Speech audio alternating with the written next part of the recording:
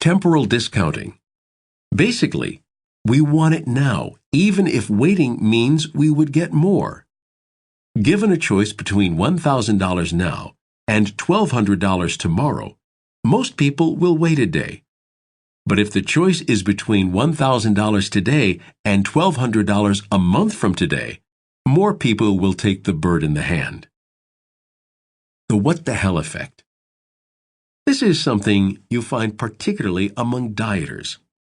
I've blown my diet for today already, so what the hell? I'll have some more rich food. But we're fooled by our misconceptions about food. One group of dieters was given a meal of fruit cocktail and cottage cheese, 580 calories. Another group was given a small dish of ice cream, 290 calories. It was the ice cream eaters who displayed the what the hell effect. Even when the dieters were told in advance how many calories were in the dish they would get, it was only the ice cream eaters who acted as if their diets were blown. Of course, the what the hell effect is irrational and self-destructive to begin with. But it's not confined to dieters. It also applies to procrastinators. It's 4 o'clock already. No point in starting now. And heavy drinkers. It's 9 o'clock, and I've already had too much to drink. What the hell? Make a night of it. As well as people with other types of self-destructive behavior. The licensing effect. Exercising self-discipline in one area can make you feel entitled to let go in others. Being careful about your money frees you up to overeat. Sticking to your diet means you don't have to exercise. Things don't always work this way. In fact, exercising self-control in one area of your life seems to make it easier to be good in others. But if you're persistently self-destructive, the licensing effect is a popular rationalization. The hedonic treadmill. The more you have, the more you want. It's called the hedonic treadmill.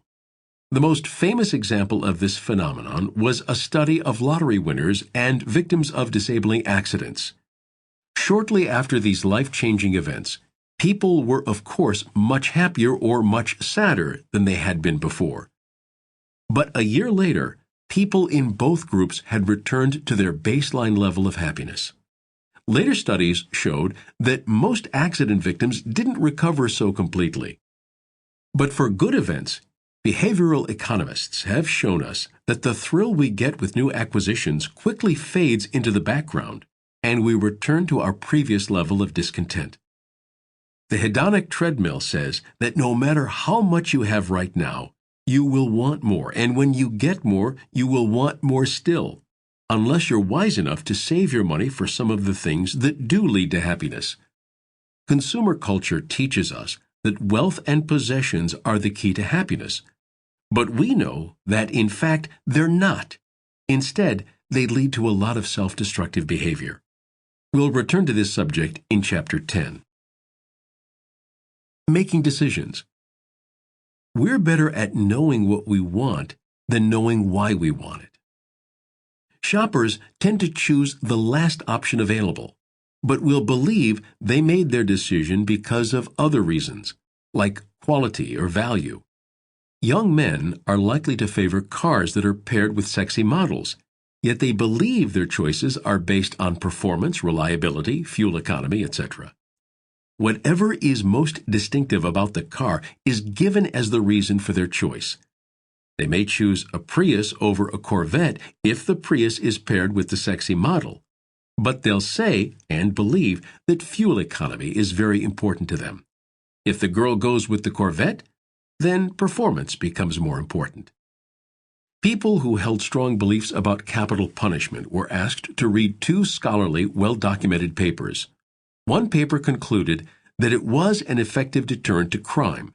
The other concluded that it had no effect. In an ideal world, you might think that the subjects realized that capital punishment was a complex issue, and that a strong stand on either side of the question was probably more influenced by personal values than rational argument. Unfortunately, the opposite happened. People discounted or forgot information that contradicted their own views, and paid more attention to information that confirmed their biases. The same holds true for information that addresses our self-destructive habits.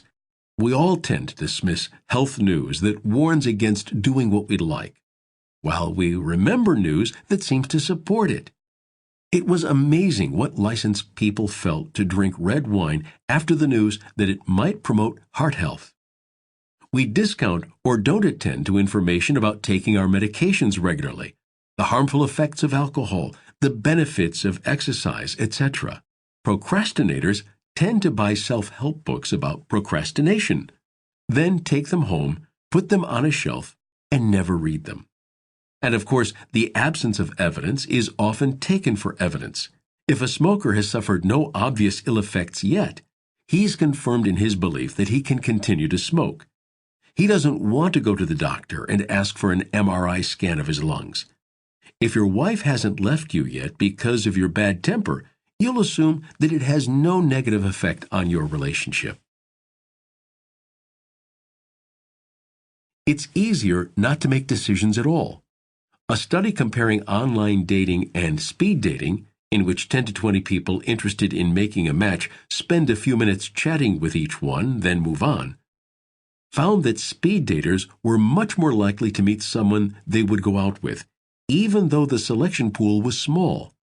Online daters, provided with lots of background information on thousands of potential dates, were much more likely to keep on browsing in search of perfection. We experience a powerful reluctance to narrow our options, so powerful that we often miss out on good opportunities in order to avoid losing the remote possibility of something better. We also experience decision fatigue. Making a lot of decisions or exercising willpower wears us out, physically and emotionally. See Chapter 6. Apparently, self-control is a limited quality. We wake up each day with a certain amount, and we deplete it as the day goes on. If we have many decisions to make, or have to resist temptation all day, by evening, we won't be able to think as clearly. Good nutrition and taking breaks helps, but only to a limited extent. A study of parole boards over a 9-month period found that the chances of being granted parole were much greater if inmates saw the panel right after breakfast or after lunch or after a break, compared with being heard late in the day or just before a break. Just before lunch, inmates had only a 20% chance of being granted parole. But right after lunch, the odds jumped to 60% in their favor. The interpretation is not that feeling fed and rested made the judges more charitable, but that they had more energy to examine a case closely. When they had less energy, they were more likely to choose the safest option, to keep inmates behind bars. Misplaced self-doubt. Sometimes the automatic self sends us a valuable message that doesn't get through. There's a gut feeling that we have, but the conscious self talks us out of it. When the bad consequences set in, we smack ourselves on the forehead and tell ourselves we should have known better. All of us have had this experience, but it turns out there's a scientific explanation for what's going on. In one study, volunteers were asked to play a game of choosing cards from 4 decks. There were winning cards and losing cards in each deck, but the decks were stacked. In 2 decks, the cards were stacked so that the player would do better than random, but in the other 2, he would do worse. When the players were hooked up to a device that measures skin conductance, an indication of how much they perspire, they gradually began to sweat more when choosing cards from the bad decks, long before they had any conscious awareness that there were good and bad decks. Even when prompted, they were not aware of any particular feelings. But after a few more rounds of play, the subjects would say things like, "I just have a vague bad feeling about that deck." Only after more play might they recognize consciously that 1 or 2 decks might be stacked against them. Something in their bodies became aware of increased risk, well before their conscious minds. A related study showed that men who'd had their amygdala, the fear center of the brain removed because of accident or illness, were unable to respond in this way. They would go on playing and not get the hint that the odds were against them. They never sweated when they should have. Though they would finally be able to see, using their intellectual powers, that some decks were bad, that knowledge alone wasn't enough to get them to change how they played the game.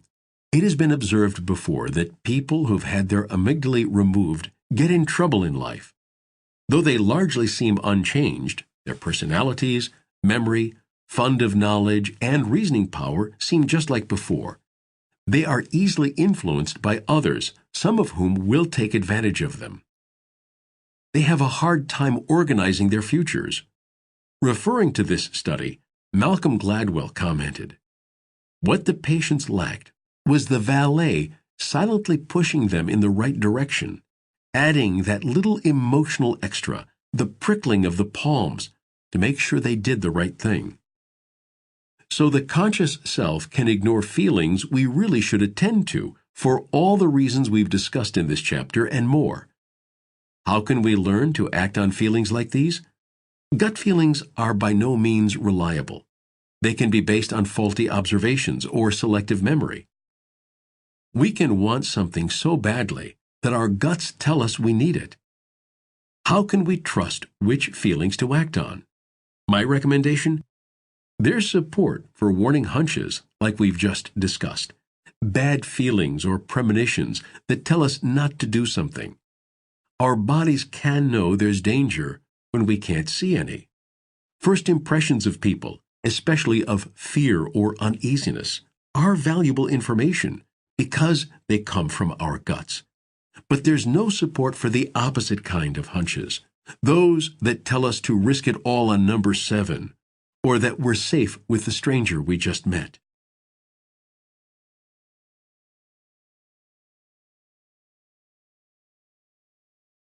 It's humbling to see how fallible and easily influenced we are. We want to believe we know what's best and that we make our decisions deliberately. But there are so many things going on outside our conscious awareness that lead to self-destructive behavior, misguided efforts to protect our good opinion of ourselves that backfire on us, all kinds of influences that shape us unwittingly, our convenient memories, false assumptions and beliefs that distort our experience, decision fatigue, and more. In the following chapters, when we learn about mindful awareness, our defensive structures, and developing willpower, you'll be given new tools that can help you free yourself from these influences and biases. Exercise 1. Learning from your mistakes. Keep a journal of disappointments, failures, and self-destructive actions. It's important to write this down because these are the kinds of things your self-serving bias will want to forget or minimize. So when something goes wrong, write down first what you hoped or expected would happen, then what really happened. Then examine your expectations for biases that steered you wrong. You had so much effort invested already that you were not able to look realistically at your chances of success. You were affected by social influence. Everybody does it. You forgot about past failures that you only remember now that you are disappointed.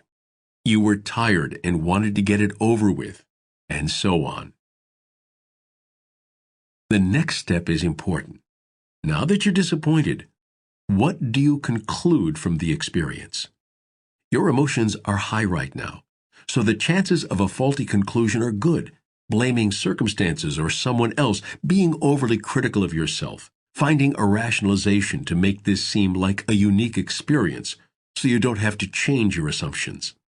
Then, having rejected all the faulty conclusions, use your conscious self to decide what to do differently next time. Here are a few examples. What you expected. I wanted Jill to go out with me on Saturday. What happened? She said she had another commitment. Possible faulty beliefs, perceptions, assumptions, biases. She smiles at me a lot. I thought that meant she was interested. Possible faulty conclusions. 1. She rejected me. I'll never get a date with her. 2. She's stuck up. I don't want to go out with her. What to do differently next time. Be objective. Get to know her better. Chat her up at the next party. What you expected. I thought I could safely have a one-night stand.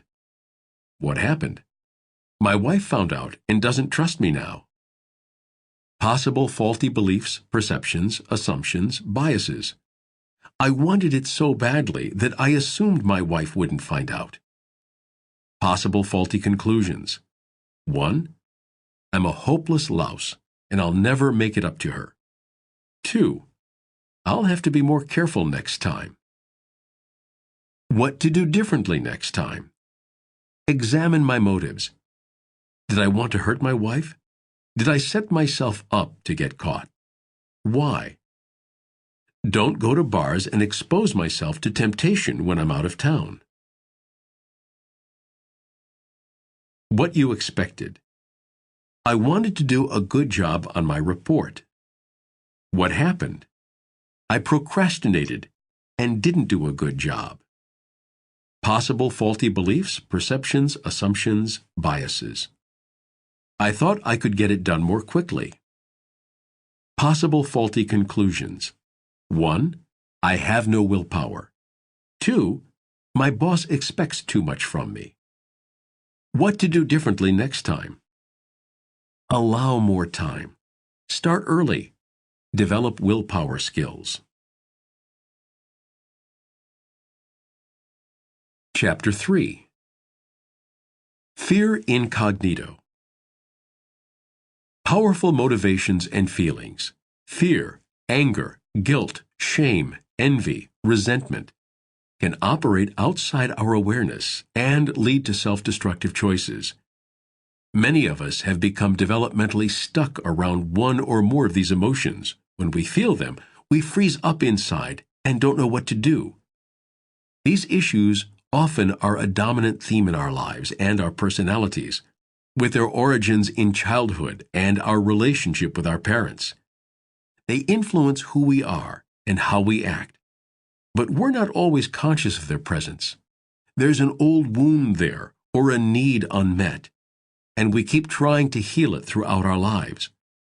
But these attempts at healing usually don't work out. In fact, often have self-destructive consequences, because present reality is usually not enough to make up for past damage.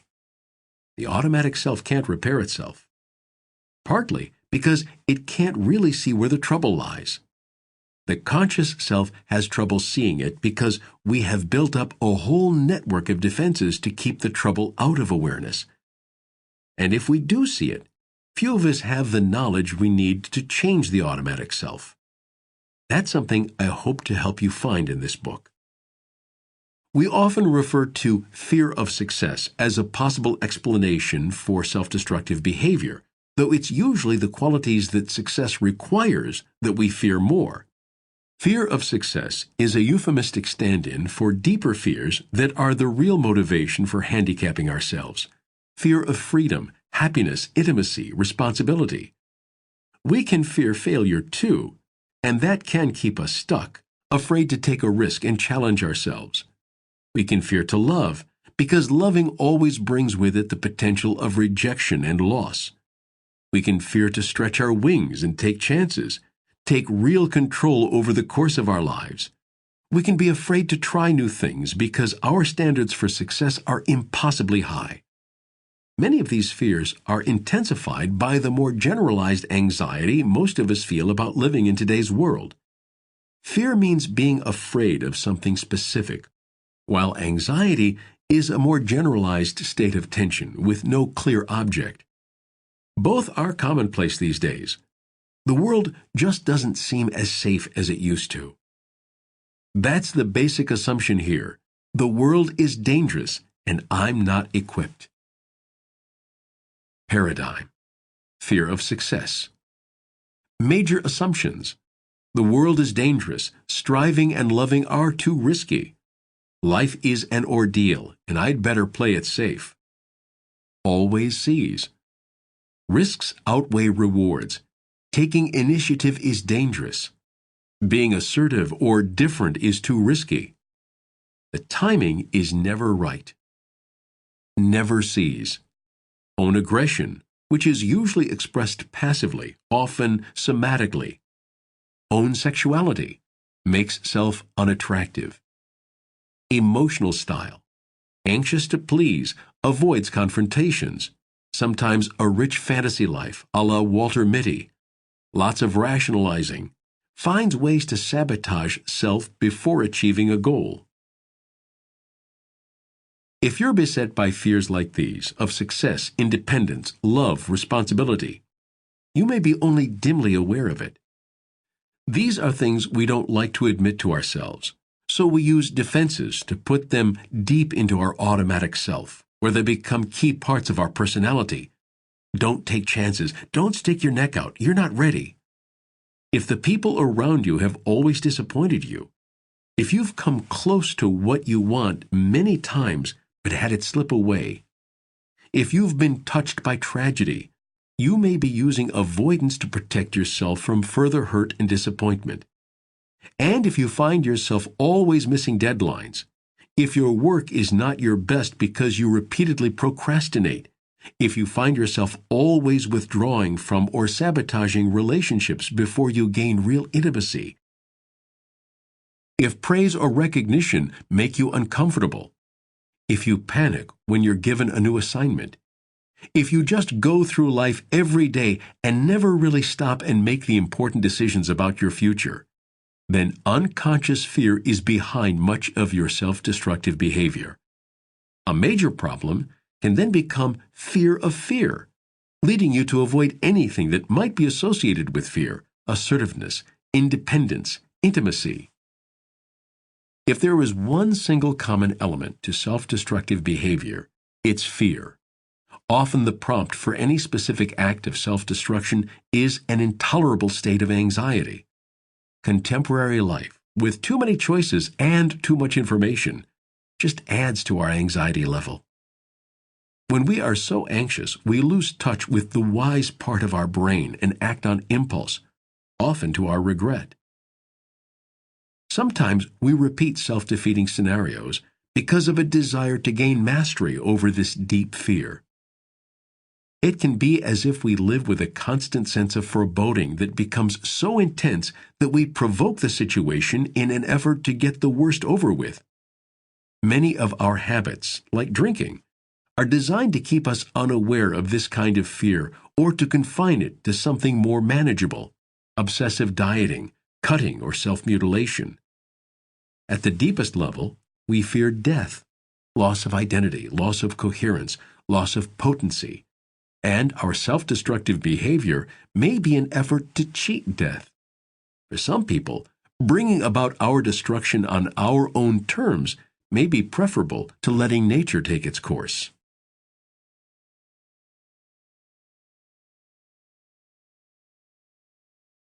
The roots of fear.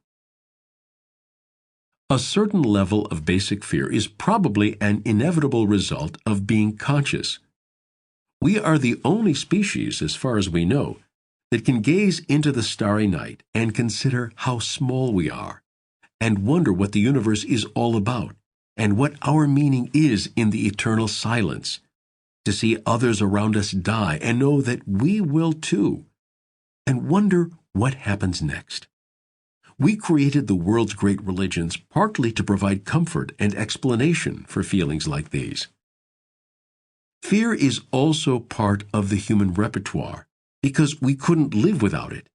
It's a warning system that has evolved to tell us, often at a level below conscious awareness, when we're in danger. We see a snake on the path and our bodies start going into fight or flight mode before we can identify what we've seen. Fear keeps us from real danger. Unfortunately, our nervous systems are wired so that we can learn to be afraid of things that are really not dangerous, or our fear can be vastly out of proportion to the actual risk. If we have a panic attack in a high place, we're likely to develop a phobia of high places because the fear is so intense it results in an instantaneous rewiring of the brain. Because our fears are usually damaging to our self-esteem, they are stuffed into the unconscious.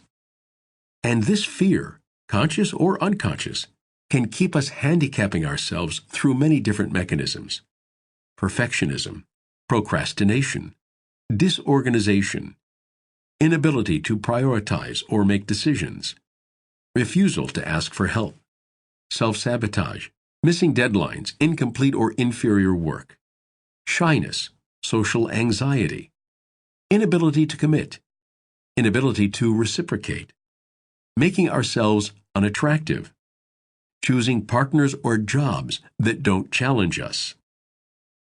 The roots of this kind of fear usually go right back to childhood. An old injury, feeling unloved, unsafe, abandoned, unable to be soothed, lies beneath a current fear. This old injury has led to the paradigm that we are vulnerable and defective. The current fear is magnified because it resonates with and reawakens the old injury below our awareness. It may be simply a fear of being re-injured in the same way, but also perhaps of our own rage getting out of control, a fear of having our vulnerabilities exposed, or dozens of other possibilities. A common defense that people use against unconscious fear is the illusion of control. We really like to think that we're in charge of events in our lives, and feel distinctly uncomfortable when we lose that sense of control. Children as young as 4 months prefer listening to music that they can control by a string tied to the arm, and become fussy and angry when the music is played at random.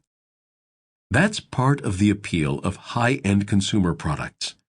More knobs and sliders seduce us into thinking we have precise control over the audio output, for example, even though our ears can't tell the difference.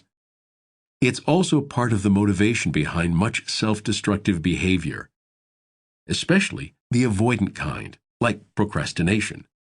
We'll avoid committing ourselves because we can maintain the illusion that when we really try, it'll be a snap. Overly optimistic people maintain the illusion of control by putting on the blinders of selective attention. There are many different stories behind fear of success. You may have a fantasy life with some exalted image of yourself that you're afraid to put to the test. You may have been slapped down or ridiculed too many times when you've stuck your neck out. You may have something like a phobia with panic attacks when you get close to a goal. You may have just been hurt once too often. Whatever the story is, my first advice is to get more familiar with your fear. By getting familiar with your fear, I mean examining it mindfully and deliberately, using the conscious self and controlling the automatic self so that, for a while at least, you can look at fear without triggering the fear response. We all bear scars from the past, experiences we'll do almost anything to avoid. So it's not at all shameful to be afraid, but it can be foolish to let your fear make decisions for you. And we can build up a vast array of defenses around our fears, a network of security operations that keep us comfortable and keep the fear out of consciousness. But if you're stuck in a rut and not getting what you want, you have to recognize what fear is doing to you. A very bright young woman keeps getting distracted. She wants to go to law school, but she's never been able to complete an application. By now, after years of trying, this has become such a loaded issue that she spends most of the year thinking about the next round of applications. But something will come up and she won't be able to submit all the paperwork in time. She has her share of ADHD symptoms, but that doesn't explain how she always comes so close and then fails.